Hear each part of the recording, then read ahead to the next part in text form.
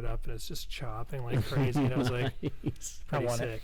Nice. Yeah, so, I'll take it. So I got it for $3,200, and it had like the steering shaft was worn out, and it was snowing in Wisconsin. I was like driving bald tires, worn out. Anyway, all that to say, when I first got into drifting, there wasn't really Mustang parts. Like all I could find on the internet was like one person's forum post, and it was all still like homemade stuff. Oh yeah. So I was like, great, I like still at ground zero, and so all I did was like put Coney yellows on it or whatever, just like some adjustable dampers, some lowering springs, like a panhard bar, subframe connectors, put some seats in it. So you spent a little time on it, yeah.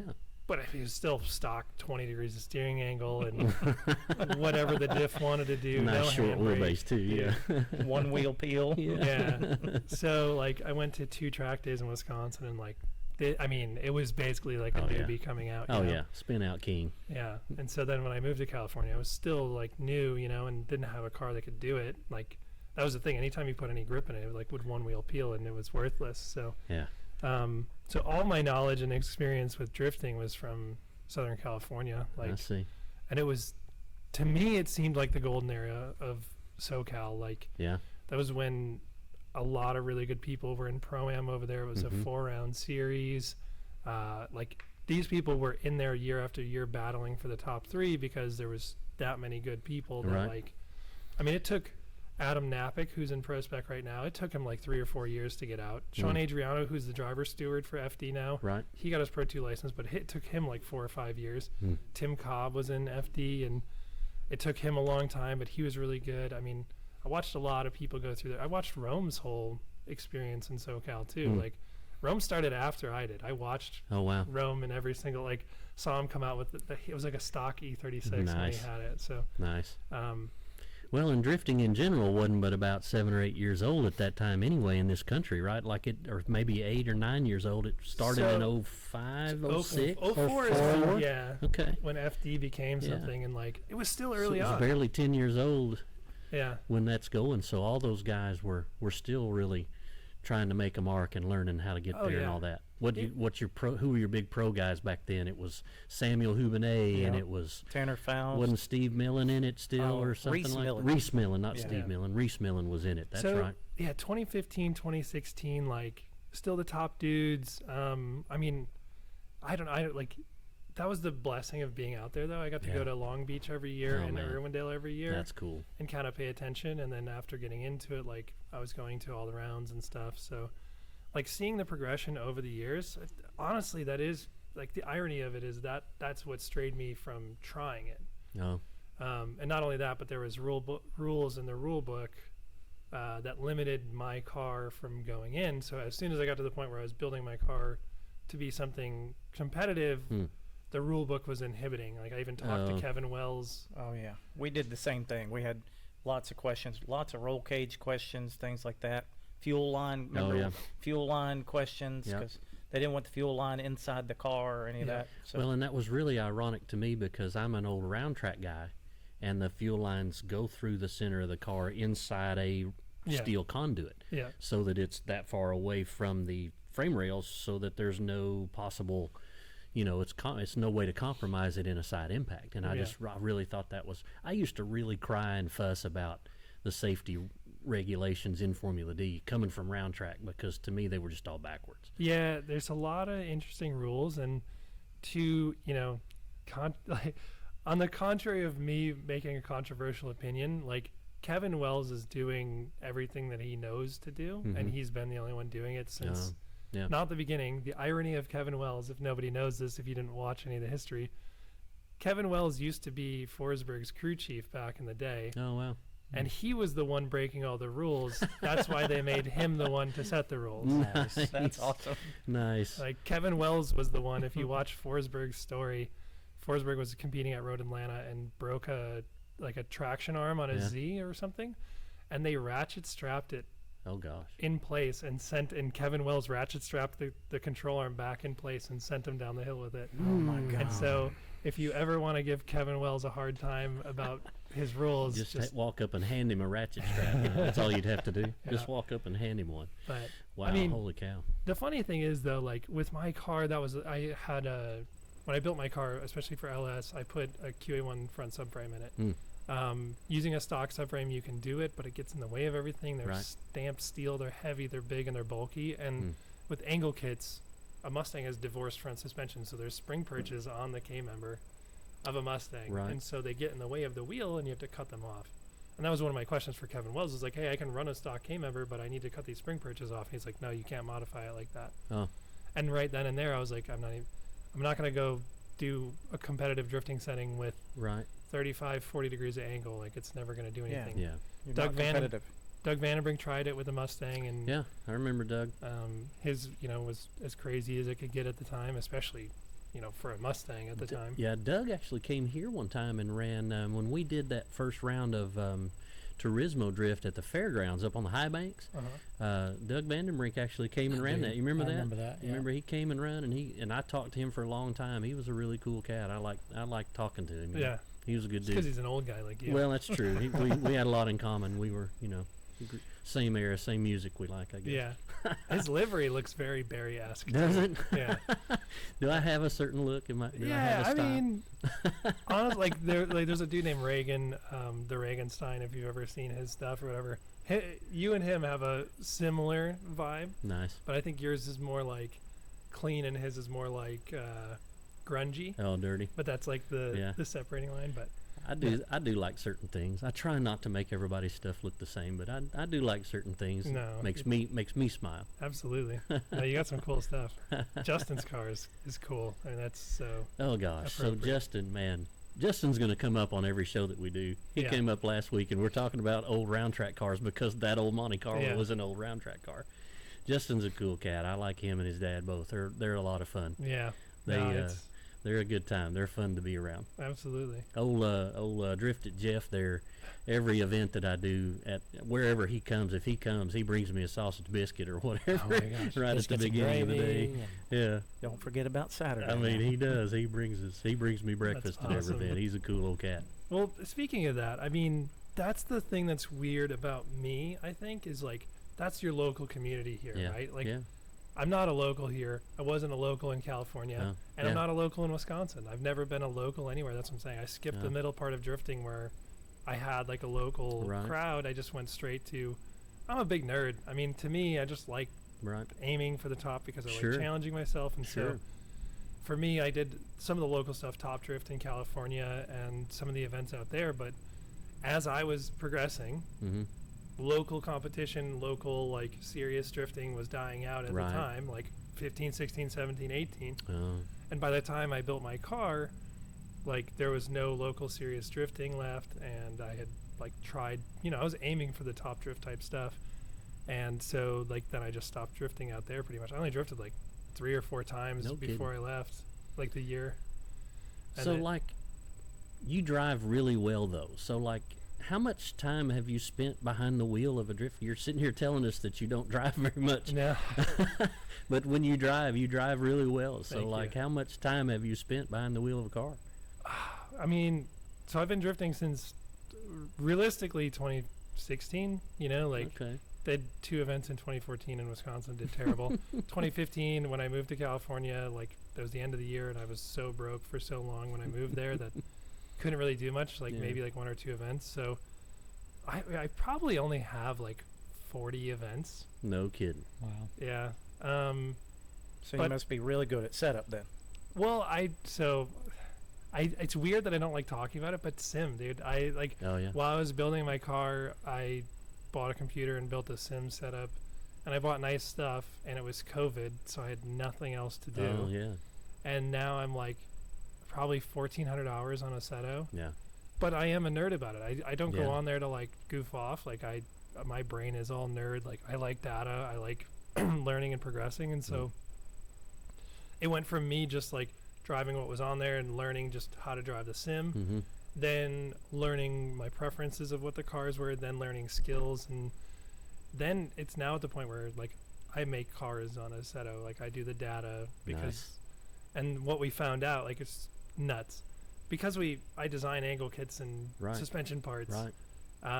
Somebody had asked, like, hey, can we get your suspension data to make this, this S197. So a bunch of people made the Cletus McFarlane S197 because it's Cletus, right? Sure. So, but every time somebody made it on a Seto, they would contact me because it had an angle kit on it. And they're like, we want the angle kit data so it's realistic. And I was like, I don't really want to just send you the CAD of this because that's not great. So that you can recreate one and sell it yourself. So Aussie Drift Co., shout out to Aussie Drift Co. They're just some dude in Australia who makes sim cars and stuff. But he hit me up. He was like, can I get it? I was like, can you just show me what you actually need from it? That way I don't have to send you the model. And he's like, sure. And I just screen shared with him. He's like, just show me where that point is right there. And I was like, oh, I see what this is. Okay. And so now... Well, first of all, Assetto Corsa data is 1-to-1. Like, my CAD points for the angle kits that I have for every Mustang is in Assetto Corsa 1-to-1. It's the exact data points of where the pickups are on the real car. So if you ever wonder how realistic Assetto Corsa is, like my angle kits are actually in there as what the data points are. How about that? And our anti-squat brackets and stuff for the rear of the S197, we've played with that, and you can see the separation in the back and everything. So, that's awesome. I love it. So I'm a sim guy too. I've been on iRacing since about 2009. Yeah. I'm a sim guy too, and I cannot get my Assetto Corsa to work with my wheels and stuff. I need to get you to the house sometime and actually check it out and get me set up till I can go out there and drift with you boys. So I would love that. I'd love to do it. I would love that. I can't. It's sit down and get it all figured out. I've got people telling me one thing, this thing. For sure.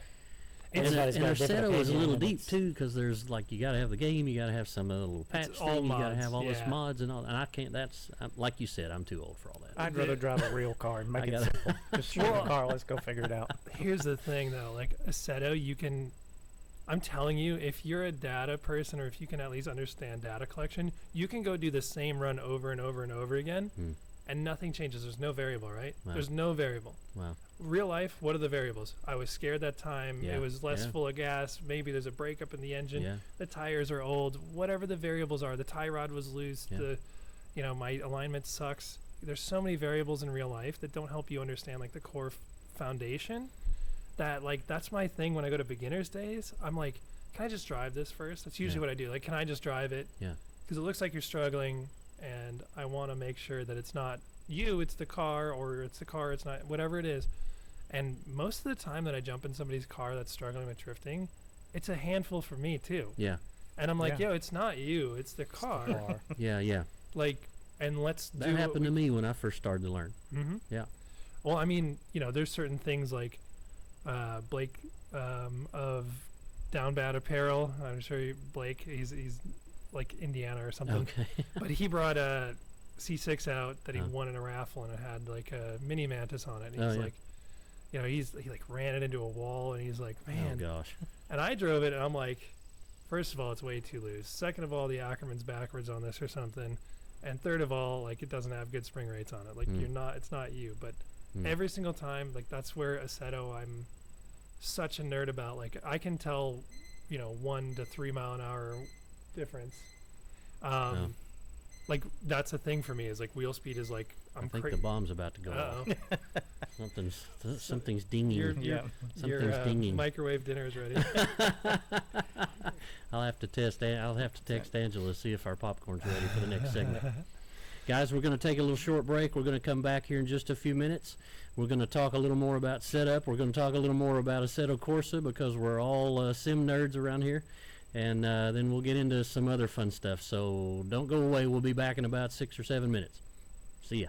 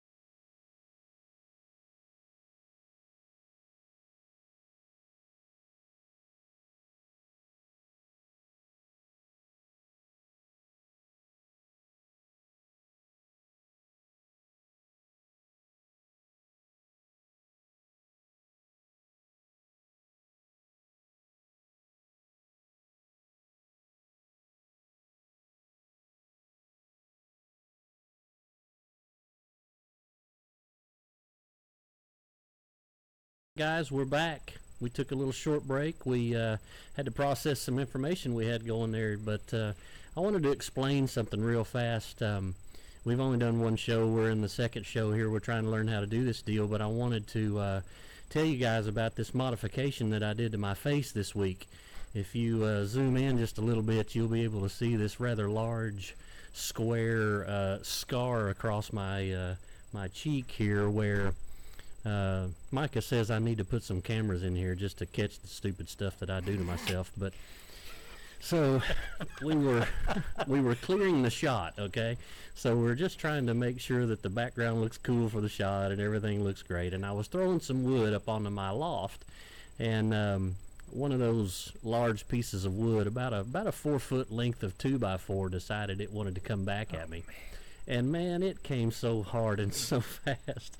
I didn't have time to move. You know, there's an old song, if you're going to be dumb, you better be tough. Yeah. So there it is, ladies and gentlemen. This is dumb, and this kind of stuff happens to me all the time. Oh, So yeah. So that's the explanation for the large. You got horrible luck. I did. Like, I took a good jab there, so and I stepped back for a second, and man, I had to make sure I had all my teeth and all that too. It was just a couple months ago. He tried to cut his thumb off and pinched it in a floor jack or a jack stand. That's what it was. A jack stand fell on my thumb. About cut the end of it off. I cut this finger, then 30 minutes later I cut this finger, and it looks like I cut them at the same time because they're lined in. I guess I did it with the same tool. I don't know. You know, my dog jumps on me and scratches this side of my face the other day, and now I've got this to deal with. And my wife's an esthetician, so she's like mad as she can be at me for having scars on my face and telling me what I got to put on it to keep me safe and happy and all that good stuff and looking all beautiful for the camera, you know. Yeah. So you're supposed to have this seat. I know, right? I need to like be a satellite deal. I need to be just a voice only for the next couple of weeks until this all heals and goes away. Instead of wearing an eye patch, just wear a cheek patch. You know what I mean? I need a big Band-Aid, or maybe I could, if it was still COVID, I could wear a big mask and cover up nobody would know that I was all chewed up here. But almost rock the Nelly Band-Aid. Well, I could do that. That wouldn't be so bad, I guess. And then we could play some music or whatever for that deal. But oh my gosh, it just never fails. Get that stuff from my dad. My dad was a real character, and he was always doing something silly. Chevy, if you picture Chevy Chase from the vacation movies, that's what I grew up with. You know, and he's a great man. But it was a good time growing up with him. We had a lot of fun. So, like, we got to talking a little bit with Mr. ScotiDi here about some drift setup and some Assetto Corsa kind of setup and deal, and I want to kind of get back into that a little bit. We had started kind of talking about the parts that were legal and weren't legal at the time or whatever when you were messing around in Formula D. Yeah. And we had a question come across. Who was it, Brent? Yeah, it was Dylan Weber wanted to know, isn't QA1 FD legal now? Yeah. So that was a funny thing. So I remember it super vividly. It was the last Top Drift event, and funny enough, like I am a big nerd about this motorsport. I love it. I love drifting, and I pay attention to a lot of different stuff. Jeff Jones is one of my good buddies, and he just did the Outer Zone podcast for FD recently, and he was talking about it, and it was so funny because I paused it and I talked to my cousin about what he was talking about. But the last Top Drift shootout had 16 people at it total, and 4 people broke their cars. So it was a 12-person shootout. It was 2020, I think it was. And that was Jeff Jones was like, "Why aren't you doing this stuff? Why aren't you doing this?" And I was like, "Can't do it." And Kevin Wells was there, so I asked him about the subframe thing, and he was like, "Yeah, we don't really care about the old cars anyway. We want new cars, so we're not going to do anything about it." So I was like, "Well, kind of F it. You know, I'm just going to build my car the way I want then, and I'll just do whatever I want." Yeah. The problem was that these Pro-Am series were then following FD rulebooks, so the Drift League in Southern California said I couldn't compete in that either because they were trying to follow FD rulebooks. You can't win. So I was just like, well, I can't drift anywhere. This is great. And then, you know, Denofa hits me up when he's building his Fox body, and he's like, what subframe do you run in your car? And I was like, QA1. It's got, you know, it's I like it. It's great. You know, there's a lot of room. It's got modular motor mounts, adjustable rack position, things like that. So I was like, I've had no problems with it. I love it. I run it. It's great. So he was like, okay, bet. And he bought one, and Denofa's got it in his car. Nice. A year later, turns out there's conversations. with FD, and now in the rule book, for the first time ever in the history of Formula Drift, there's an aftermarket subframe allowed, and it's QA1 subframes for Mustangs. Uh-huh. Wow. That's the only one. The only one. Interesting. At all across FD, the only one allowed is a, well, technically it would be a 79 to 04 Mustang could have a QA1 front subframe. And I was like, great. Like 2-3 years too late. I already gave up. Like I was just like, I'm just done with this. Good timing. So there was many reasons like why. I mean, I'm not mad about it though. Honestly, after the more that you like participate in it and observe it, like Barry's gonna push for my post, but I made a post about it and it was it got a lot of attention. But this is something that you do that you love. It's a passionate hobby, and I get it. That was the differentiator for me, was that like I'm not a gambling person. I don't buy lottery tickets. I don't bet on anything. And well, let's back up. Let's talk about what kind of started the whole post thing, because it was just an innocent post by another driver. Yep. That just asked for help. It's literally all she did. It's a girl, you know, that's the girl that we all know, you know, and she was literally just, she's out there trying to make her dreams come true. She's trying to get to Formula D. You know, it's basically her and her dad building the cars. They're great people. They need some help, but they can't afford to pay a full-time crew, and they can't afford to pay. So all she did was make a little post that said, "Hey, are there some guys out there that would want to come and work for me for free?" My post was in response to Alex Licklider. Yeah. I just got to put that out there right now. I can't. I don't see somebody's post for a reason, but we won't get into that. Yeah. So, no, it was. The thing is, Alex, I saw Alex's post and I saw people responding to it, or people being in awe of it or whatever. Yeah. And that was the whole point of my post in response, was to say, not that he's wrong. Yeah. That's the reality of it. Yeah. But the fact that people are surprised and shocked by it and sharing it and saying that he's dumb for saying that is exactly my point, to say that, like, the industry, the drifting industry, the professional drifting industry, has tricked everybody into thinking that it's frivolous and exuberant at the top level, when in reality everybody's like Alex. You know, I worked on a bunch of crews, and the only time that I got paid for it was with Injuku Racing, because Injuku Racing is a big company and they had the luxury to be able to do that. I worked with Travis. He's one of my best friends, and I loved working with Travis. I was his spotter and it was a blast. But taking off 32 days of the year and like taking my vacation time, and you know, getting on a plane Wednesday night and then flying red eye, and then Thursday at the track, Friday at the track, Saturday at the track, fly home Sunday and go back to work Monday. So it's a lot of time. So like we're real interested in what you want to say. So hang on, we got to get our popcorn out here so we can really get this going here good. So we really want to hear what you have to say. There's a lot of people out there that don't know about, you know, it's almost like a false illusion. They want to pit crew for somebody, or they want to drive. And I thought your post was like picture perfect. It was spot like on. You have people don't know. That was my whole point, is to bring awareness to it, because as a person who moved to California and just watched it, somebody was talking to me about it the other day, and there was a bunch of comments of people being like, well, of course everybody knows racing doesn't have money in it. And I was like, I don't think that's accurate, Mr. 30-year-old Nissan with $100,000 in it. I don't think that looks like there's no money in it. Yeah. You have a seemingly really old car with a bunch of money in it, or a brand new car, a brand new Supra, a brand new Mustang. Yeah. It looks like there's money in this. And granted, Papadakis, Vaughn, those teams, they make money. They are killing it. Well, and I liked what you said about, it's not so much that you're a driver, but that you're a marketing agent. Yeah. And that's how you get there, because you don't make any money driving. You don't make any money in Formula D as far as purse money. And that's the thing. It's crazy how low the purses actually are in Formula D. You know, well, to win. It has been. It used to be like $5,000. Yeah, it's terrible. That's what I don't think people understand, is that your entry cost. You need a bag too. Here. Oh no, I don't. You gotta have these guys. You gotta have yours too. Oh man. A question I've always wondered is, there's Formula D sells out everywhere they go, so there's obviously lots of money in Formula D.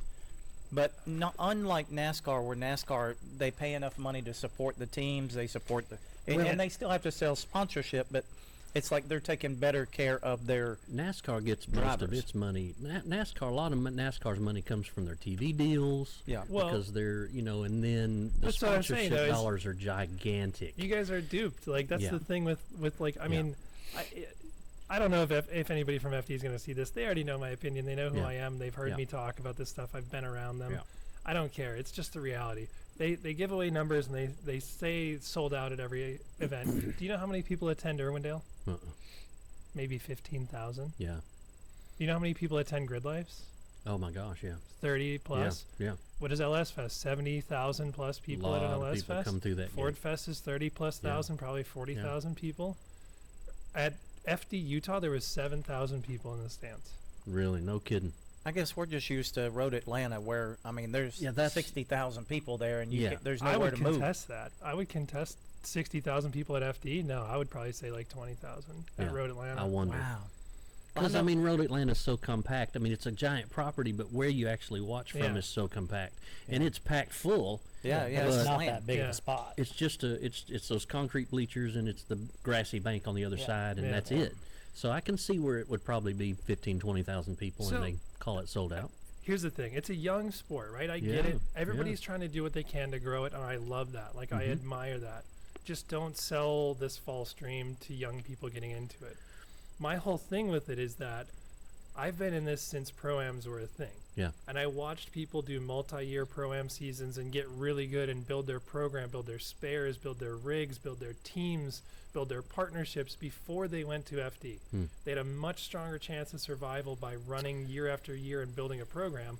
And now, I mean, I see people on the FD list that have been driving for less than 3 years. Yeah, And I'm like, there's no way. yeah. There was a dude who showed up last year. I'm not going to name names, but you know who you are. Showed up with a 2500 HD with an open trailer and his single color drift car on it Wow, at Road Atlanta. I'm like, wow. bro, like you're not going to win. What are you doing here? You're like, be prepared. And my thing is, you sell people this false dream. The turnover rate's really high. You Yeah. watch Prospect. The turnover rate's insane. Well, and what I continue to be shocked about is, I keep going back that I come from the round track world, and I used to tell people that from where you start in round track, there are 30 tiers. Yeah. If you want to go all the way to the Cup Series in NASCAR, all the way to the top. Yeah. In drifting, there's basically, there were 3. Now I guess there's basically 4. I mean, I would say There's- there's 3. There's grassroots, there's Pro-Am, Pro Spec, Formula D Pro. There's not even like, I mean, the It's just such a wide. yeah. It's hard to jump those gaps, man. Well, the crazy thing is the gap from Pro-Am to Pro Spec is about 10 feet, and the gap from Pro Spec to Pro is about 100 yards. Yeah. So, Like- so speaking of that, what would you tell a young kid getting into drifting now who aspires to get? Hang I on. want to be a Formula D driver. I want to be that. Why do you want to be it? Yeah. Well, That's my that's what I want question. you to explain. Explain that whole. This is the whole point of it. It's not a career. First of all, if you want to do marketing and if you want to be a marketing agent, then go nuts. Yeah. Do FD. Yeah. It's a very good platform for marketing. Yeah. But it's not a job. That was my whole point in saying it's not a job. Yeah. Don't think that it's a job. Don't think Yeah. that if you make it in Prospec you're going to start getting paid. It's not a job. Yeah. It's a Second hobby. of all, really ask yourself why. If you got some ego problem that's telling you that you need to go beat other people in order to feel good about yourself, check yourself. Yeah. It's All that's going to do is cost you a lot of money. $100 grand to go prove that you're better than other rich people. Yeah. Like, And then, so who cares? Yeah. like I get that. it's the thing is like there's nothing wrong with the local level. In fact, we need to encourage it and build back up these local level competitions Yeah. because that's how you build good local Mhm. drivers. You build a Mhm. strong culture. You don't have people like Barry making posts that he needs more drivers for his event because Yeah. there's such Yeah. a strong local community that Yeah. people are chomping at the bit to go to events. Yeah. That's the problem. You want to talk about it. My thing is people like Ryan at Riverside Drift, people like you, people Mhm. like MB Drift, people like all these shootout things dying because Mhm. people are chomping so hard at the bit to go to FD. Mhm. I've watched so many people. Tim Cobb was one of the best drivers I ever saw. Nobody even knows his name. Go back, watch FD 2019, Yeah. 2020, I think. Go watch Tim Cobb. He had the worst season of all time. He's driving a car with no clutch in it. But if I showed you top drift footage of this dude, you'd be like, freaking ripper, dude, shredder. Huh. He can 360 horse thief. That's nuts. Okay? Like, Tim Cobb was a beast, but he gave up because he didn't have the resources, and now he doesn't do it, and it makes me sad because he was a ripper. Dominic Martinez was the same story. Absolute ripper, had family money behind him. Yeah. Alex Heilbrunn, does anybody remember that? Sort of. Shredder, I dude. barely remember his name. Yeah, barely. Alex Heilbrunn's a shredder, dude. That guy's nuts, and he had backing from RTS, Rick, genius. Wow. And plenty of money to play with, but just got de-incentivized. And so my thing is, keep the people local, build the local community, let the people who have the resources or maybe the personality, the charisma, that they can be a marketing person, be the ones that go up to the top levels. They stay there longer. FD isn't using driver money to sustain, you know, like that's the problem. They set the barrier to entry really low because they needed drivers. And then the barrier to entry was really low. People kept coming in too fast that weren't ready for it. They got discouraged because they did bad or they were unreliable. And then they leave, and then now it's back on the scramble again to find new drivers. Yeah. And that's my thing, is it's just going to be this self-fulfilling prophecy until we raise the bar at the top level, keep people local, and let them grow organically, locally. Like, stop trying to be like this Instagram influencer when you have like 500 followers. Dude, just go enjoy it. Yeah. Spend Have five. fun. Spend 5 years just having fun. Like, I'll say this to people: don't ask me for a sponsorship if you have 500 followers and you've been drifting for a year. Yeah. Like, earn it, dude. Yeah. You know, I built my whole car. I spent 32 grand building my car the way it was the first time, out of my own money. I got sponsored by NRG, half off seats, and then like, you know, I paid for my first wrap that you helped me fix. Like, I paid $3,200 for that first wrap. I didn't ask him for a sponsorship or anything. I paid for everything. Consci gave me like 40% off of wheels. No free parts on my first build, and now I've been in this almost 10 years now, and finally like starting to see the benefits of doing it because I've learned enough to be valuable in the industry. Well, they know you're valuable because you've got the following, so that if you're using this part, that's going to make somebody else want to use the part. And that's another thing I wanted to talk a little bit about the sponsorship thing, not to change the subject. We'll get back to that. But the whole deal about giving up the whole side of your race car because some company gave you 30% off. That's not, you know, again, from my background in round track, that quarter panel on that car had a dollar amount. Yeah. And that hood on that race car had a dollar amount. And if somebody wanted the hood on that car, it cost that much money to have it because you had to break your budget down. You had to be thinking about, what does it cost for me to go to the racetrack? How much do tires cost? How much does fuel cost? It costs $1,500 to go to the racetrack and race. Yeah. One time. And you got to pay, you know, you got to pay track fees. You got to pay to get your way in. You got to pay all that other stuff. Don't give your side of your race car away because somebody gave you, you know, 25% off on a product. Let's put it this way. Don't even worry about sponsorships if you're not good enough to have every photographer and videographer at the event wanting to take a picture of your stuff. Because all that does is ruin it for everybody else. Marketing wise, I mean, you know what I'm saying? Yeah, no, and I've like, you know, that was my thing when I, when I first built my car, I put a livery on it, but like it was just my company. Yeah. And then the few companies that helped me out. Yeah, exactly. Ta-da, you know. But don't worry about that stuff. Yeah. Learn. Yeah. Let your car be stock color. Like.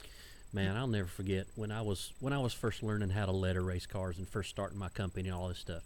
I was also trying to race, and so I started graphic effects by going to the fairgrounds. I had a 20-foot enclosed trailer that had a little old 24-foot cutter in it, and I had vinyl, but we had made a countertop that folded down so that I could get my race car in there too. And I would go and I would letter cars, but I would race too with those guys. And I'll never forget, I was working, you know, this full-time job.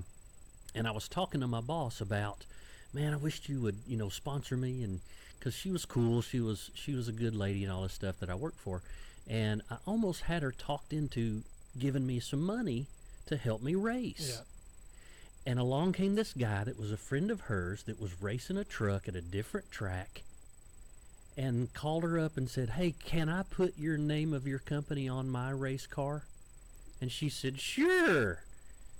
Do I owe you any money?" He goes, "No, I just want it to look cool." And I was like, dude, you just cost me no telling how much money because she was almost ready to write me a check and you gave it to her for free. Yep.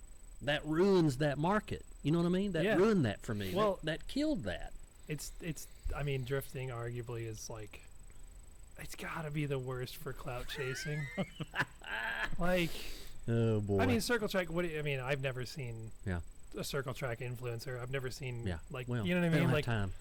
And that's the thing. They're focused on racing. They're doing, time. You know, if you're good enough, people will watch you. Yeah.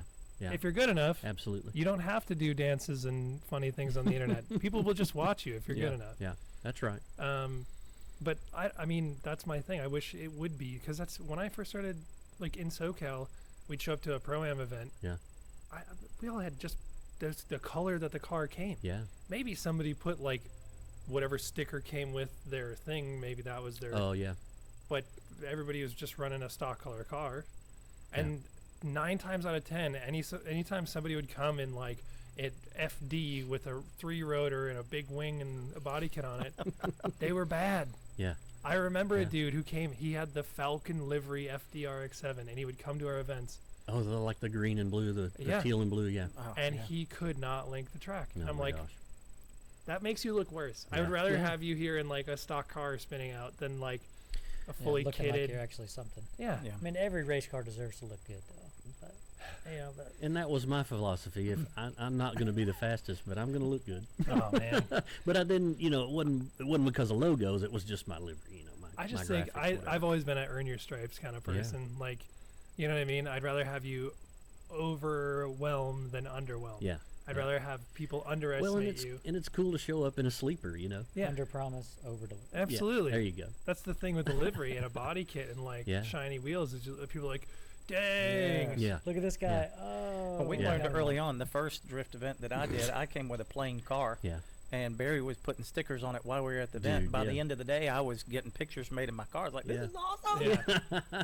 But people literally watched us do the livery in the pits. You know, watched it happen. Looked awesome as it went through the fence. That was a different day. And we've already told that story. Thank you very much. Well, listen, guys, that's segment 2. We've had a great time. That was a great segment, Scotty. That was good information.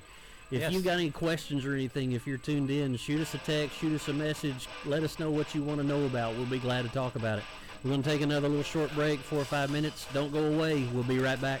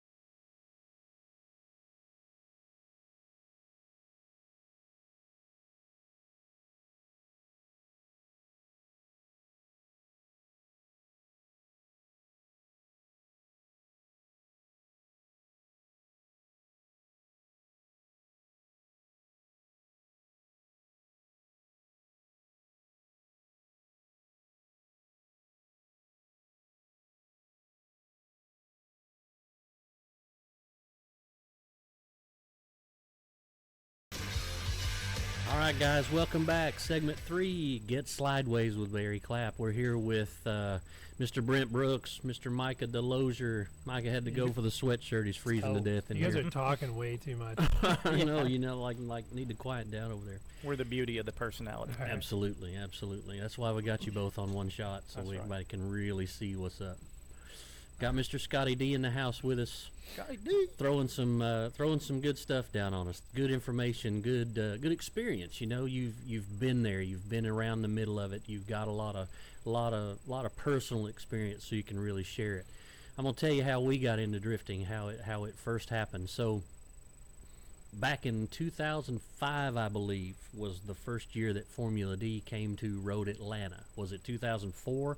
Back in 2004.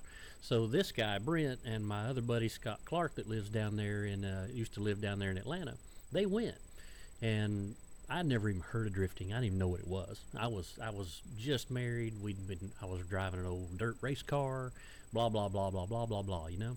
So they went, they called me up, and they're like, dude, you got to come see this drifting thing. And I'm like, what's drifting? I don't even know what you're talking about. Yeah. Oh, they're smoking the tires. They're sideways all the time like this. It's at Road Atlanta on a road course. And I was like, that just sounds stupid to me. Why would you want to do that? You know? And when we got there, we didn't know what drifting was either until they were like sliding down the hill. I was like, oh my God, this is great.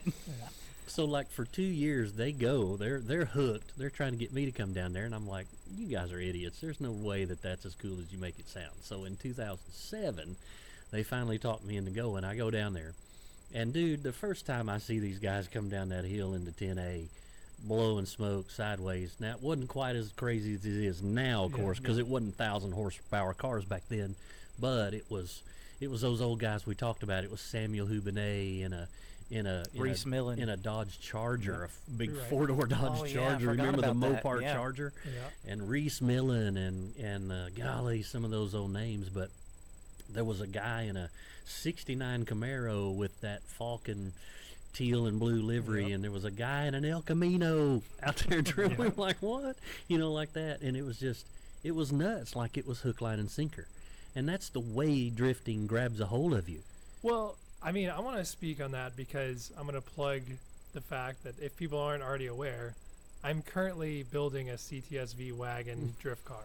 I love that. That is fantastic. Because if anybody knows with drifting, I would say that a large majority of people's story is, I went for a ride and I was hooked. Oh, yeah. Yes. Yep. So what better way to get more people into drifting than to have 3 seats instead of just 1 extra seat? Yep. So that's the whole reason I'm building this CTSV wagon, was to be able to put people 4 deep in a drift car. You know, I'm probably one of the only people that's not my story. I never rode in a drift car before I drove one. Wow. I went and watched it, though, and I saw those pro guys doing it and how crazy that looked. And I thought, dang, I think I could do that. That'd be sweet. I need to build me a car. But there wasn't a scene up here. So, I mean, to be fair, like, you know, there hasn't been something anywhere besides Northeast and Southwest. Yeah. Like, up until, like, it was Florida, Northeast, and SoCal up until, like, 2015. Yeah. Well, what we did, we were driving along. Me and my wife were going out to dinner one time, and this little kid pulls up next to me in a 240, and we were in my wrapped vehicle for my truck, and he saw the phone number, and he's like, hey, I need some stickers for my drift car. And I was like, you got a drift car? What do you got, man? And I wouldn't even talk to him about the little job he wanted done. I wanted to know who this kid was and that he had a drift car. You know, he's right here in Mount Juliet. I'm like, where you go to drift? And he's like, well, we got to go to Myrtle Beach, or we got to go to Atlanta. Yeah. I'm like, golly, all the way? There's no place to do it here? Well, nothing that we know of. So, like, I said, so what if there was a place to drift here? And he was like, what do you mean? And I said, well, I do racing graphics. I race at the fairgrounds. I know the promoter. What if I could get him to let us come out on a Sunday or something after the races on Saturday? And the kid was like, dude, if you could do that, you'd be the king of the world around here. Everybody's starving for it. And I thought, all right, maybe, but let's see what happens. So I go and I talk to the old guy that had the track lease at the time. Was an old guy named Danny Dennison, and he had a parts store, and he was the promoter of the fairgrounds racetrack. So I go and talk to him, and I make a little deal with him. Well, are you gonna rent me this place on a Sunday? And he goes, well, the bleachers, this. I said, I don't need the bleachers. I just need what's inside the walls.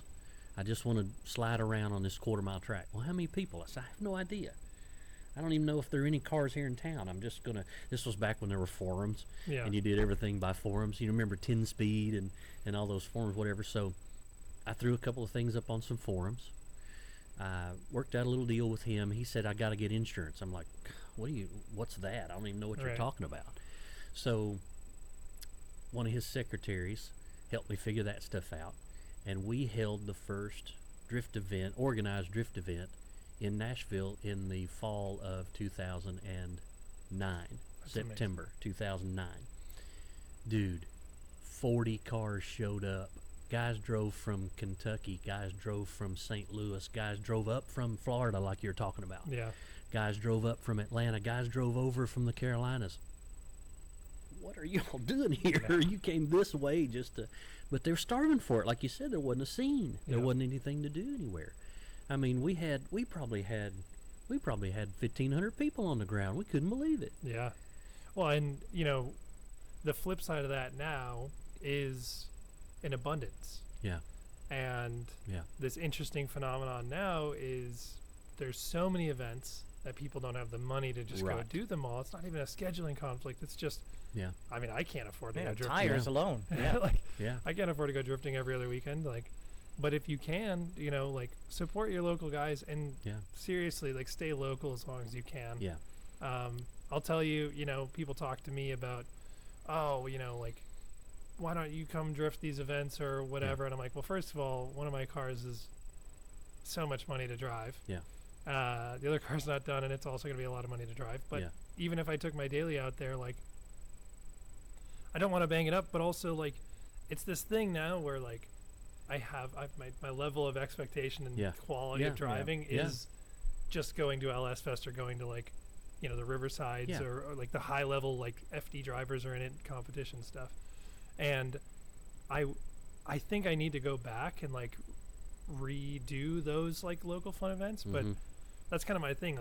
Engage with your local series and support them. I mean, around here you have Clarksville with Andy, you have Riverside with Ryan, and you have your events. Well, and now you've got the Driven Luck Circuit boys down there. They've made their own little track down there in a field, and that's getting really popular. Yeah, and SMP, which is right next to Salem. Yeah.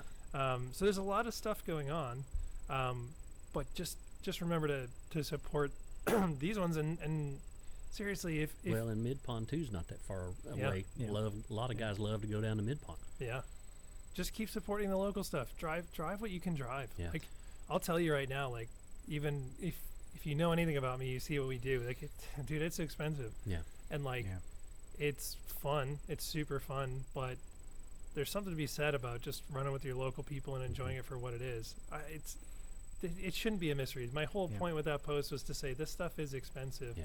Don't think it's anything but expensive. Yeah. It's you're paying to do this, regardless of which way you go. The place that you make your money would be sponsorships, paying you to advertise for them. Sure. But that's not getting paid to drive. They're you just choose driving as your medium of marketing. Yeah. Right. It's a way to fund what you're trying to do. Yeah. And by the way, guys, people out there listening, if y'all have questions for Scotty D or for any of us here at the table, message us so we can start answering those questions for y'all as well. Yeah. But I mean, I think it's a blessing that drifting, I mean, specifically within the last 3 years, I would say has exploded. 5-7 years ago when I was just getting into it, or even 5 years ago, I'm getting good and I'm involved with it. Where are you going this weekend? Oh, I'm going to a drift event. Drift? Yeah. What is drift? Oh, dude. And I don't think that anybody misconstrues what drifting is now. I think that people know. I've seen Vaughn Gittin Jr. on the side of gas stations. Yeah. I mean, you got a household name now, kind of. Everybody kind of knows what it is. T-Pain's drifting. Yeah. Nick Cannon's going to SEMA and riding around in drift cars. It's pretty mainstream now, and it's awesome. It's awesome that we have this, and I think that's all I would like to see is more local stuff. I would love to see local competitions come back, but not for big money, no 50K, no big prize, no whatever. Just do local comps just for the sake of people getting better and the people who have that comp itch to have it scratched. So Okay, so that's an interesting point that you bring up. And so I'm a promoter. Yep. I run Slide Factory. I started, 10, 12, 14 years ago trying to figure this thing out. Yep. So I've always kind of leaned away from competitions just because really it's hard to find the sponsorships to pay the purses, for one thing. And then the other thing is but you don't your seat time's really limited at a comp.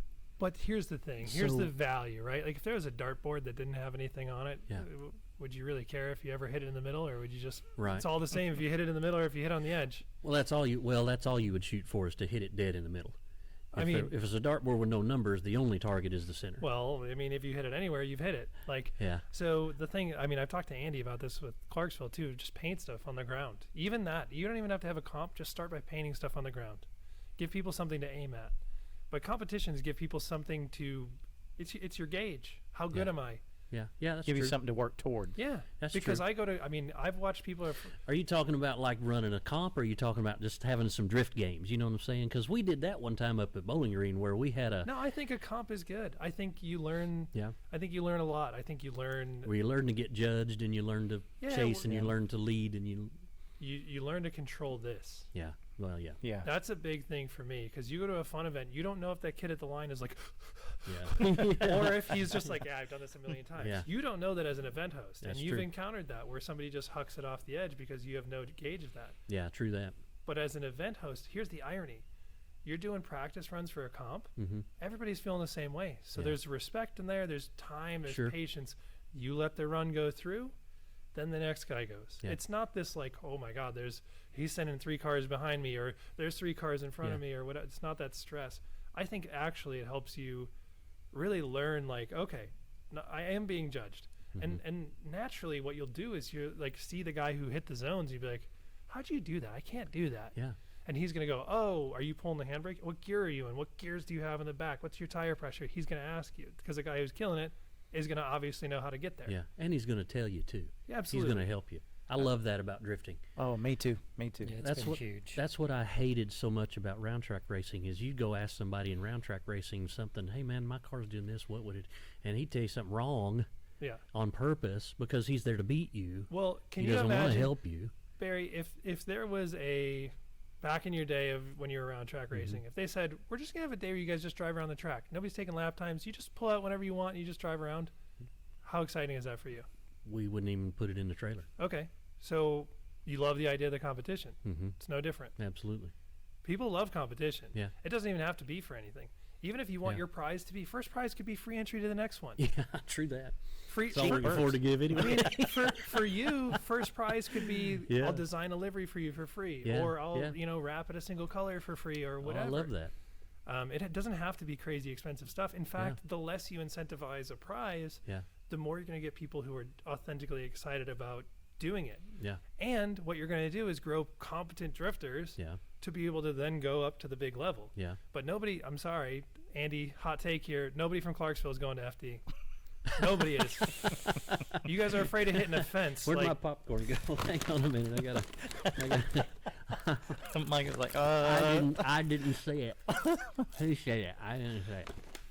But like, you gotta have stuff that you're aiming for. I mean, I go to, that's the interesting thing. In California, we were all so gung-ho about it that even at fun events, you're like, bro's running the wrong line. And it's like, there's nothing painted on the ground. But you knew the line at Grange. You knew the right one. You knew the gangster line at Balcony. You knew the gangster line at Horse Thief. Because we watched Top Drift so much that we didn't even need the stuff painted on the ground. We were just running the Top Drift layout. So I come here and I watch an SMP event at that thing. And I'm like, oh, this is, you might as well just be in a parking lot. Like, and the same thing with the Clarksville. I'm like, dude, you guys enter and there's about 4 square miles of concrete behind you. Like, the whole fun of drifting is how dangerous it is. Go make it a little bit more sketchy. We build them to break them.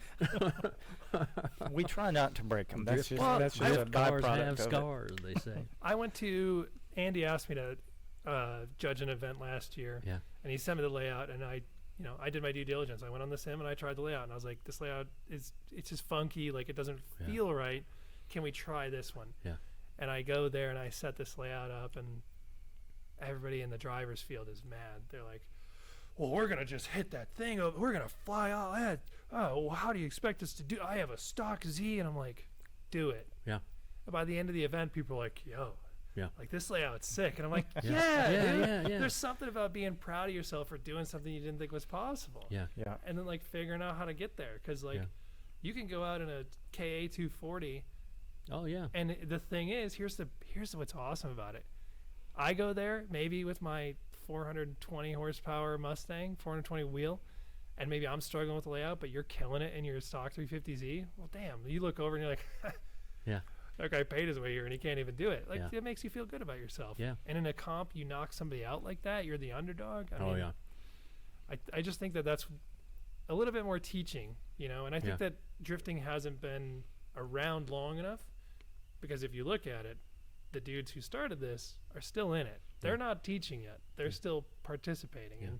And that's what I want from it, is like these local levels, just to have a little bit more education. That's why I want to keep people around, because then you have that education, that grandfather, like tribal knowledge in there. And did he just call me grandfather? Yeah, I think Did you so. just call me old? Is that what you Yeah.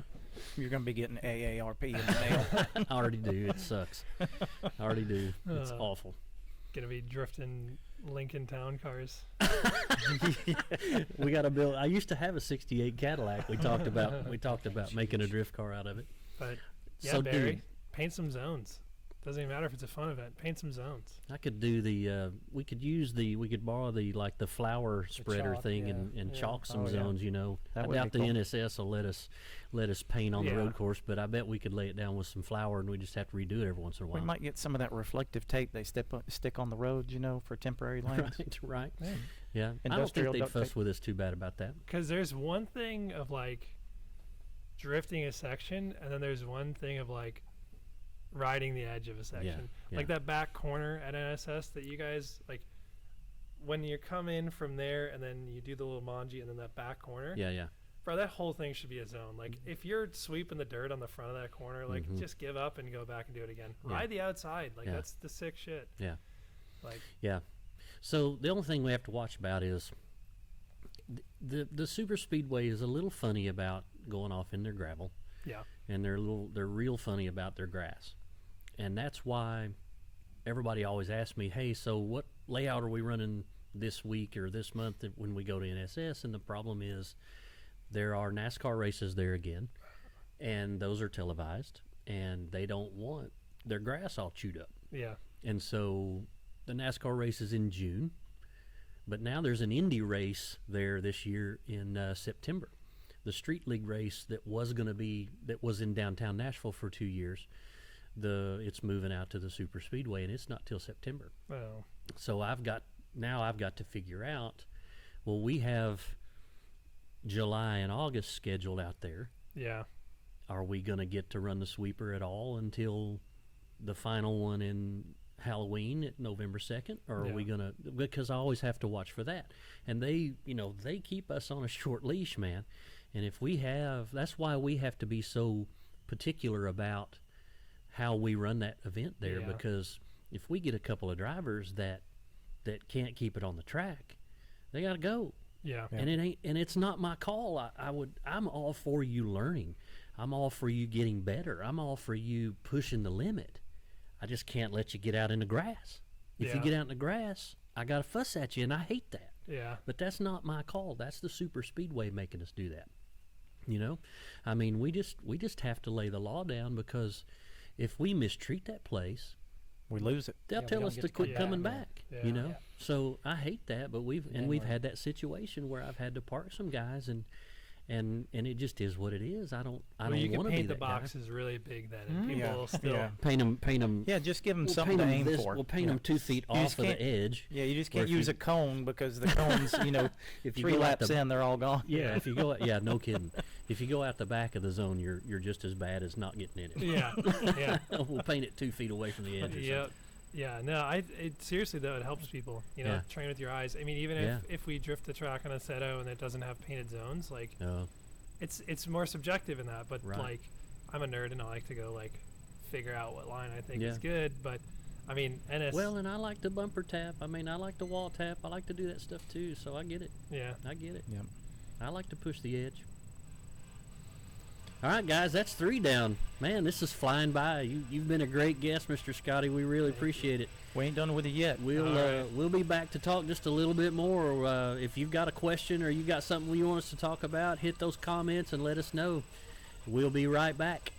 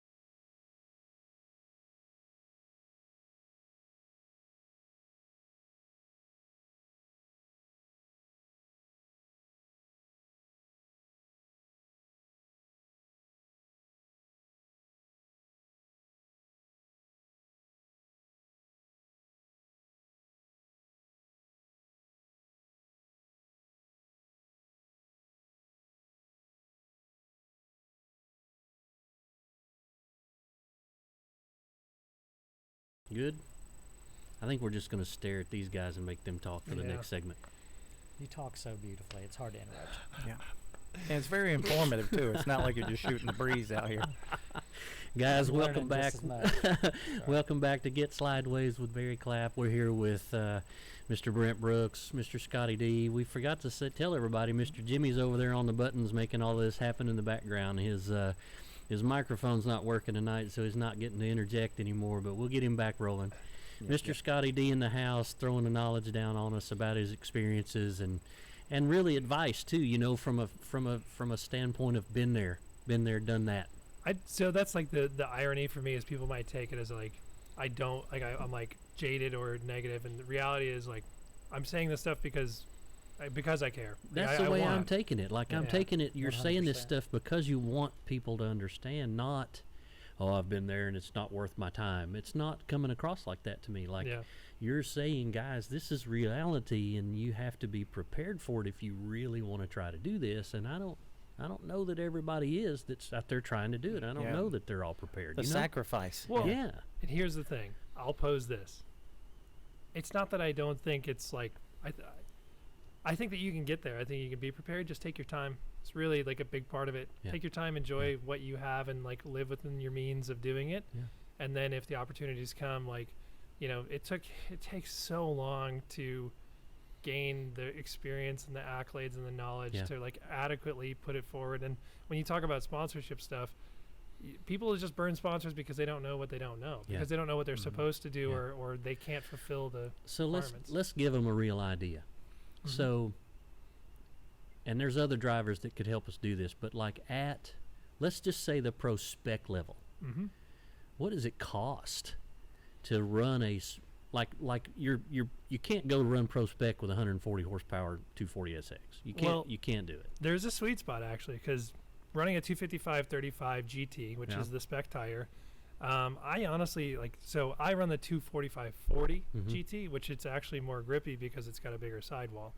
And at the 420 wheel NA horsepower that I have right now, that tire is perfect. So like 255/35, like the 500 wheel, 600 wheel is like money for that. You don't need 800, you don't need 900, you don't need 1,000. Right. Almost nobody needs a supercharger on LS for this stuff, but you're gonna just blow the tires off. But if you want to know that's the thing. Like I don't think that people know the numbers. So for I think Pro Spec is $1,500 a round entry, just flat out right there. It might be $2,000. How many rounds is it? 4 rounds. So that's minimum $6,000. So just $6,000 just to throw your name in the hat, $6,000. Yep. Okay. And then you don't get free tires in Pro Spec. It's mandated that you buy them through Tire Stacks, and they raise the prices. I think last time I checked, it was $120 a tire. It might be more than that now. How many tires per round? Safe to bring 30 tires. Probably 30 tires per round? 20 to 30 per round if you expect to win. Golly. I'd be out just where the tires long. Okay. Thanks. I got to get my calculator out here. Hang on. I can't do that kind of math in my head. 30 tires, and how much per tire? Okay. $120 conservatively. Okay. 30 times 120, that's $3,600 worth of tires. Yep. So you're at $4,100. So that's times 4 rounds. So 3,600 times 4, that's 14,400 plus it was 6,000. So you're at $20,000. Yep, just in entry and tires. Then if you don't have a fuel sponsor, consider roughly $10 a gallon for like a high octane fuel. 20 gallons of fuel minimum. Oh, easy. I mean, probably, you know, with the power levels. I mean, I go through probably 30 gallons on a day. An event. Yeah. So that's $3,000. Yeah, that's another $3,000 per event. So that's another 3,600. Then you have travel costs. Yeah, and let's run to Wall, New Jersey. Yeah. And let's run to. Yeah, it's depends on where you're going. Portland. But don't they do one in Washington Portland? State or something? Yes, there's the Seattle round. There's Road Atlanta, St. Louis, and Utah now. So. And none of them are consecutive, like where you can. Oh, I know. Leave car on the West Coast. Yeah. So, I used to hear about guys doing that, but. So I mean, you can, not to mention if you're going to build the car, but let's consider you have the car, you have the truck, you have the trailer. I would say that you're going to spend $10,000 a round easy. Yeah, $40,000, $40,000 to $50,000 just to go and say you went. And that's conservative. That's, again, not paying your guys. Yeah. That's not paying for. Oh yeah, what's a hard card cost? I think it's $400 or $500 a person. I thought it was $500. Yeah. So you got to talk about an Airbnb for you're not just there for 2 days. Yeah. You got to go load in on the Wednesday. Yeah. You have the Thursday practice or whatever, your Friday event, however they're doing the schedule now. But you're basically there Wednesday to Sunday. If you're going to Washington from here, that's 7 days. Yeah, I mean the travel time, so you're not only missing work and whatever else. Yep. It gets expensive, and like that's the reality. Real quick. And to put it into perspective, like the sponsorships that you're getting at the pro spec level, like not what you think they are. Yeah, because what that's what you have to look at too is what benefit does a sponsor have of being on your car for pro spec? Well, and there's no TV coverage. That's the debate. That's the hard part is to justify. There's just a little bit of like streaming coverage. Now it goes back to what you said earlier about you've got to be your own marketing agent. Yeah. To make it work. Oh yeah, you can't just go drive the events and expect to succeed.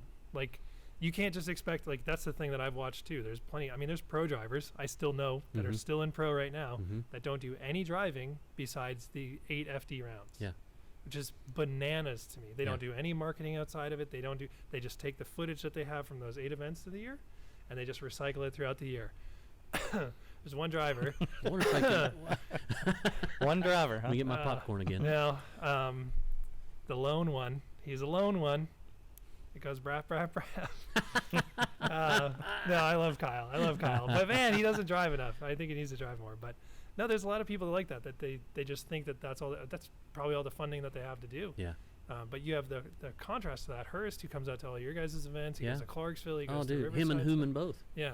So Hooman's struggling, trying to make it and doing as best as he can. And he drives everywhere. He's driving somewhere every weekend. Yeah, all the time. And that's, again, do drift what you can drift. That's what I would say. Like just, a lot of these dudes are, that's my problem with it is like, even if you think I'm not faking the funk. I'm as hood rich as it gets. I have an Aston Martin, but I still, share my house with somebody else and work a normal job and everything. Yeah. So like, it's not the glamour that you think it is. Obviously, if you're willing to make the sacrifice to do this and you love it that much, then great. But just don't be confused. There's not like glorious amounts of money. It ain't never going to be NASCAR, is it? I mean, it could. I think what it would be more than NASCAR is Monster Jam. I think that's a great analogy. I think that drifting would be immensely successful if it was curated Formula D owned all the cars and just brought in drivers like Monster Jam does. No, leave FD what it is. There needs to be a competition series. Yeah. But on the other side of it, have a Nitro Circus-esque like exhibition. Yeah. Like just 16 curated drivers. You can even do a fun competition, but it's not worth anything. Yeah. Just like Monster Jam, like they do best wheelie or whatever. Yeah. Freestyle. Do you think that those guys actually care if they win or not? No, they're getting paid regardless. Yeah. Monster Jam owns all the trucks. Yeah. And those drivers get drivers paid to show up. Yeah. So their competitions are much more fun and they can be more flamboyant with what they do. Yeah, they can tear them all to pieces and not have to worry about fixing them. What is that league that they're doing inside now? It's like inside an arena. Like overseas in Europe, you see Drift those Masters. deals. Yeah, is that what it is? I love Drift Masters. To me, that looks awesome that here. looks really that cool. would be really neat here. Yeah, it costs a lot of money. Do they lay asphalt? Oh yeah. See, that would be hard to do. Like if you rented out the Bridgestone to do an event. How am I going to go to the Titan Stadium and say, "Hey, I need to lay some asphalt"? It only costs like a cool $1 million. Yeah, absolutely. Yeah. Oh, so no problem. Just $1 million. That's all I need. And then you got to have it all tore back up when you're done. Yeah. Which probably costs like another $500,000. Yeah. No big deal. Why not? No, Drift Masters really has like a unique thing, and I think again, crazy hot take. I think that we need to undo Pro Spec and merge them back together. Yeah. And just have a 64 field again. Yeah. Because I think again with like the whole lack of driver field coming in and that kind of a thing, but Drift Masters is kind of that. I mean, every round that they go to, there's locals that just show up and go, "Here's my hat in the ring," and you can watch qualifying, and it's like. Most of them don't make it, but some of the local dudes at these tracks, they make it in, and that's how somebody like Nick Knack, who's like an 18-year-old kid now, kind of got into it because he lives right next to Riga, and he just drives Riga all the time, and he went in with a 500 horsepower car against these 900, 1,000 horsepower cars and was shredding because he drives the track so much. Yeah, because he's been there. So let me ask you a question, and it's always been on my mind. I'm sure it has been for others. When you go to Formula D and you're watching a no-name guy, privateer, go up against Von Gittin, usually you already know that poor guy is not going to beat Von Gittin. You know before they ever leave, you know Von Gittin's going to get it. And I'm not calling him out specifically, but it seems like that happens a lot where you see, and I've seen privateers that do really well against pro drivers, but the pro driver gets it every time. The bigger name always gets it. I will not be I'll be anticlimactic here. I'm a spotter. I was a spotter for a lot of time, and I'm super analytical. Those battles, the better driver won. I mean, it's very rarely that there's like a controversial call. It's really just the minute details. And a lot of times in drifting, that's a problem with pro level drifting, is that like excessive slowdown in the lead or lifting or hesitation will always cause like an issue. Or in the chase, if you're making a dive and you misjudge it, that happens. But I can't say that like the judging criteria of FD has definitely changed over the years. Quite a bit. Oh yeah. So they used so much so that people actually don't even understand it anymore. I think they're going in the right direction. And honestly, this year I'm excited. Reese is kind of a no BS dude. I like Reese. I think he's going to do great. But bringing in a DMEC judge is really good because DMEC is absolutely no nonsense. Like, whereas like in FD, the previous experience maybe 3, 4, 5 years ago would be 1 million horsepower, just takes off and and he's good, but like if he's not running the line, like that's where DMEC judges more heavily on chaseable. So like if you missed every zone but the chase car was like 8 cars behind you, that's the same as them being like a car length away from you and you in every zone because you didn't lead them a good lead, so they didn't have the opportunity. Yeah, that makes sense. I think that FD used to favor the lead car way more, and I think that now with bringing in like Robbie's pretty level-headed, and Ryan Lantagne was pretty good about it too. I actually liked hearing his discussions, and it's sad that he's not there anymore. But no, I think that that's the thing that people just get confused on. I mean, again, as a spotter, like I would watch every single for 3 years straight. I watched every single run, practice, qualifying, competition of every single FD round, both pro and pro spec. Like there's a whole crap ton of data in here. From that, and that's the thing is you don't really notice it unless you know how to drive that track and you know where like certain things happen. You're like, that guy handbraked because he was missing it when it's the acceleration zone or whatever. But most of the time, like those controversial calls, I mean, they're not really that controversial. You just aren't like seeing the minute details that these judges who watch it every single time are every seeing. Single time, and they have done driving and have done. I've noticed a lot of the fans really fuss about a lot of things, and they think same kind of thing you guys are thinking. Yeah. They think, oh my God, that guy killed it, but he's not a big enough name to win that battle or whatever. Yeah. And I mean the thing is like, hey, I get the underdog story thing, but at one point these top dudes were also underdogs. Oh yeah. And so you gotta just have that like perspective in your head that it's not a matter of favoritism or anything like that. It's usually just the fact that like Von Gittin Jr. has. So how does Formula D, this will be a funny question, so think about how to even phrase it. How does Formula D prove that to their fans who don't believe it? Get their telemetry working correctly? Because you can say what you just said all you want to, but the kid like me that doesn't understand the judging criteria as well as you do, and is just looking at what those two cars did, and man, that one that was chasing looked like that was a better run than the one that was leading. That's their mentality. Get 4K cameras. Yeah. With slow-mo that actually works right. Yeah. I liked it when they first put the little proximity light up things on the inner clips and stuff. Oh yeah, on the I thought that was cool. Yeah, that was so cool. that when you had to get so close to it for it to even light up. But I tell you what, I don't like. Maybe I'm from the old school of it, but I can't stand when a car hits a clipping point and rockets it across the track. Yeah. And they give him a good score. I'm like, how does that you're not supposed to hit that clipping point. You're supposed to get close to it. That drives me crazy. Yeah. I get that. That, and I like the old judging. I don't know if you remember back when we first went to Formula D, you had the crowd was the last judge. Oh yeah, you remember that back was in the so day. awesome. I love that. That was really fun. That's the thing, though. Like, that was the show part of it. You know, like you're talking about the Monster Jam. You needed it's like saying that wow factor. One more time. Yeah. One more time. Everybody's out there in the fans cheering. And I don't know. It's something that's like you have that many people's like career. Well, like, you know, it's that serious for these dudes, and to put it on the line of a bunch of people who don't really know, because like, I mean, that's the thing. Like, unfortunately, it is like super intricate and like very finite. And the only reason that you get the close, cool battles is because people are doing what they're supposed to be doing. Yeah. Because if you could, you know, that's the whole thing with people saying like clutch in for the win with Forsberg or whatever, is like back in the day there was more ambiguity, and so like little driver tricks like clutching in a spot where you weren't supposed to, or pulling the handbrake, or excessively braking would get you the win. And whether people are doing it on purpose or on accident, that was a false victory, because the chase driver is expecting you to run the ideal line. Right. And if you do something that causes them to mess up, and then you get the win, well, that's not very incentivizing to be close. So the only way that we get these really ultra sick like close tandems is by people upholding like an ideal line in the lead. And that's where you incentivize running that ideal line, is by faulting the lead car if they don't do the ideal thing. Yeah. And I agree with that, because it's much more fun. Like, I mean, I play the sim a lot, and then a lot of the people I play the sim with, if anybody's watching this, like, quit hitting me. And I'm like, quit lifting. It's not a lift spot. Quit lifting.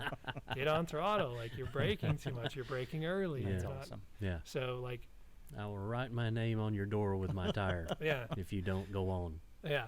So, I mean, that's the thing. I mean, especially on sim. I mean, Matt, who cares? Hit me. I mean, if all else fails, keep it floored. Yeah. So I like, that's, you know, with FD, I think that like it is the best that it can be, and it keeps getting better every single time.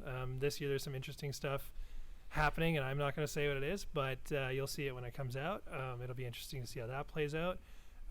But overall, I mean, again, with bringing in a DMEC judge, I think they're doing something. Bringing on Reese, alternating the judges. Because honestly, there's not any way to completely automate the judging. You don't want to. There's not any way to do that. You don't want that. That's like not having umpires in baseball. No, they did it. I mean, so FIA had their drifting championship. D1 uses telemetry, or one of those. I think it is D1 uses telemetry, and then FIA was all telemetry, but it was just whack criteria. You know, like it was like snap to angle kind of a thing, and just like it was really weird, and you just don't want it. Like, you know, the whole thing. You want the human aspect of it. Absolutely. You want the judgment of it. Absolutely. And again, FD isn't for everybody. Yeah. You know, there's a reason Denofa left. He liked the style part of it. He liked doing crazy backies and stuff like that. And you know, you can kick and scream all you want, but FD isn't the place for it. It's not chaseable. Yeah. It's inconsistent. And, you know. Oh yeah, I remember, what was it at St. Louis when he did that crazy one, and everybody was like, "Oh, that's the greatest drift run I've ever seen in the world," and it got a horrible score. Yeah, he did it at Road Atlanta too. Oh, I love when they come down the hill backwards. It's so cool. It is Conrad cool. Greenwald. Again, that's where you have the place for the exhibition. Cool. So take that and put really skilled drivers in it. And like, if you could go to Road Atlanta, like Grid Life was, but if you had purely an exhibition event, it'd be just as exciting. Yeah. Imagine 3-4 cars in a row doing it. Oh, we did it. Yeah. I got to drive Road Atlanta twice during Grid Life, and it was the coolest thing ever. I got to do it with like, they wouldn't let me. I had the taxi the second time I went, but they wouldn't let me go with 4 people in the car, but they let me take 2. Yeah.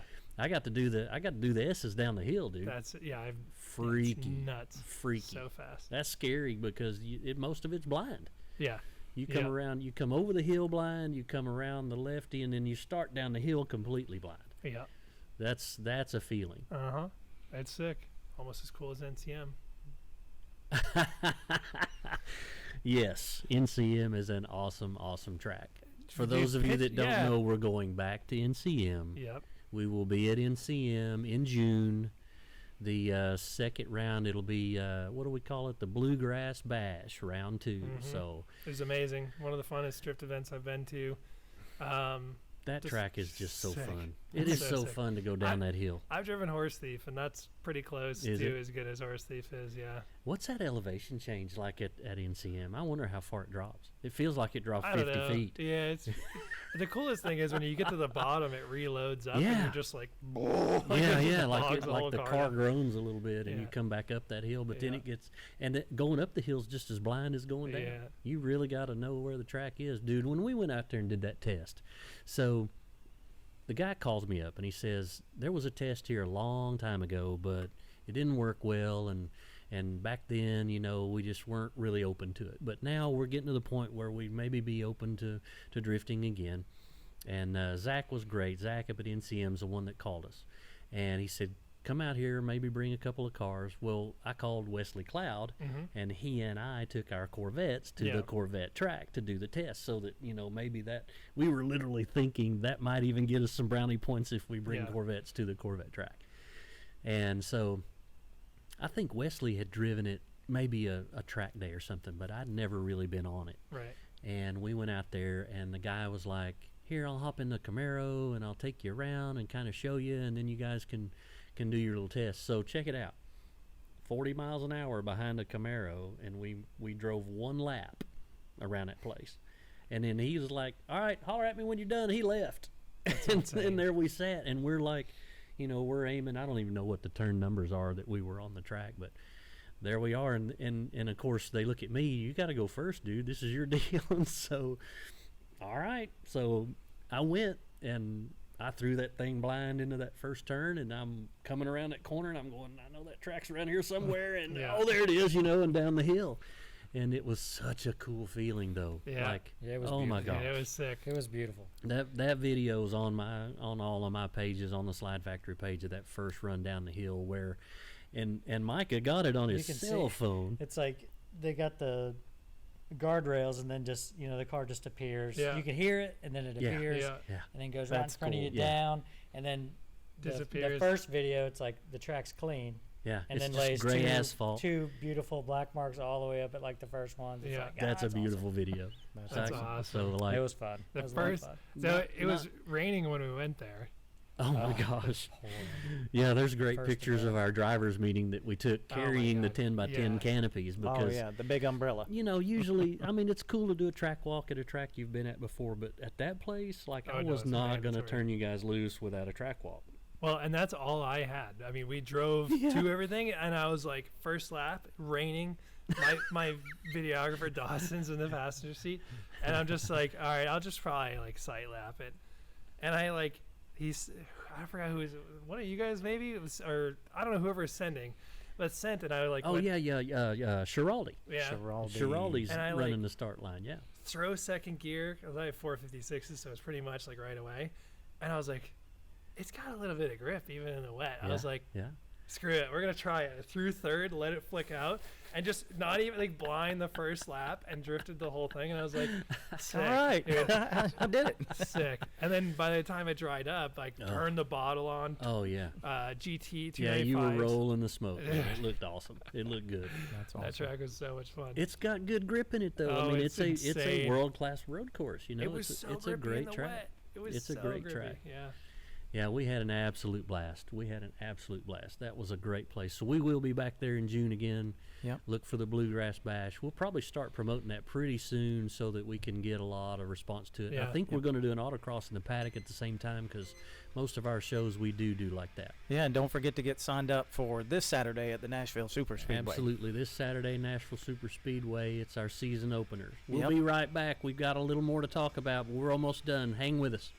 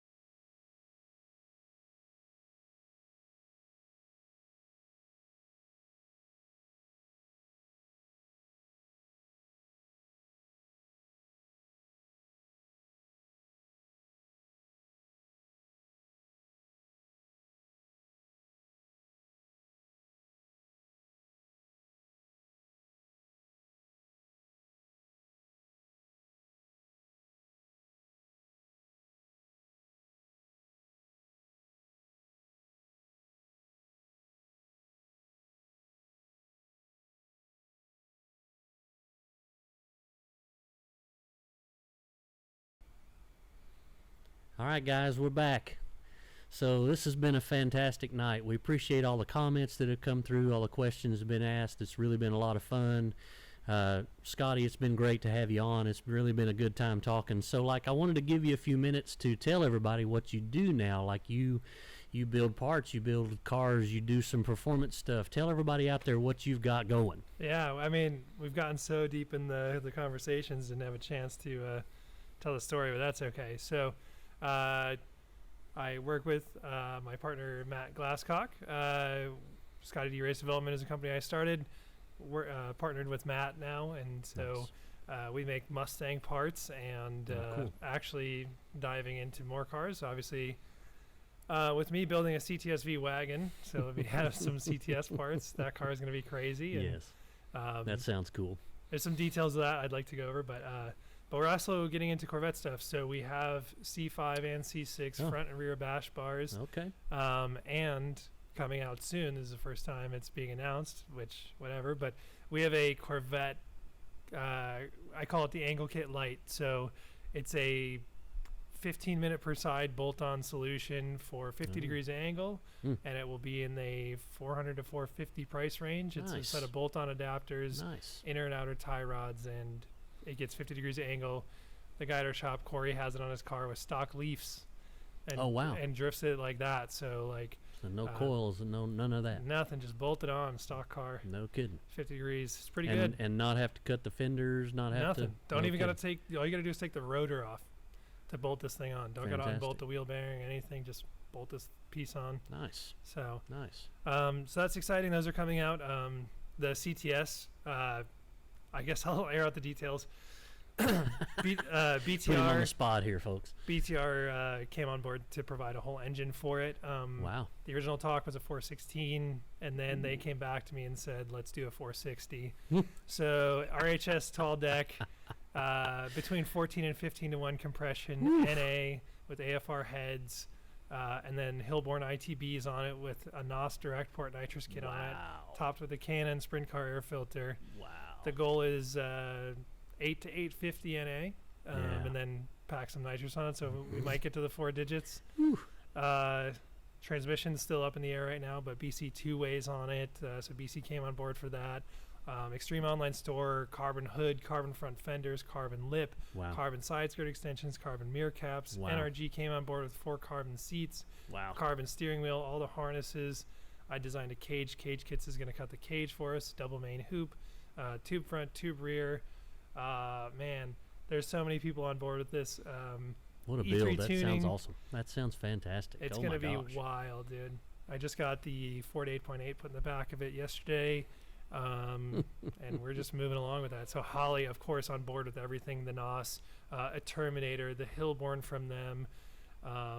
Dude, Holly, just a fuel pump setup, twin 450s in tank. Wow. I love these partners. Renegade fuel, of course, always running through the veins. We're going to run either 116 or 120. I love these local companies, like moving here a year ago and to get all the support from Brian Tooley Racing, Holly, and Renegade, absolutely fantastic. So check out ScotiDi Race Development if you want to see the Cadillac build or my Mustang, which is a 99 Mustang with an LS in it. Absolutely. ScotiDi 63 on everything. You can check that out, but I think that most of you guys know who I am, but if you don't, come check it out. Come check out ScotiDi Race Development, see what we got. Absolutely. Guys, go to those sites. Go check out what ScotiDi's got going. We're super cool guy, super knowledgeable guy, good driver, good builder, good setup guy. If you see him at a track, at an event, go ask him a question. If you've got a setup question, your car's doing something funny, go talk to ScotiDi. If he's there, he'll help you. He'll talk to you. That's the beauty of drifting and our whole little culture that we've got going anyway. Yeah. We help each other. It's a big family. There's not this weird competition thing where, I'm not going to tell you that because you might beat me next time. Well, it's just a funny thing of trying to see if you can solve the problem too. I'm a nerd about that. Yeah.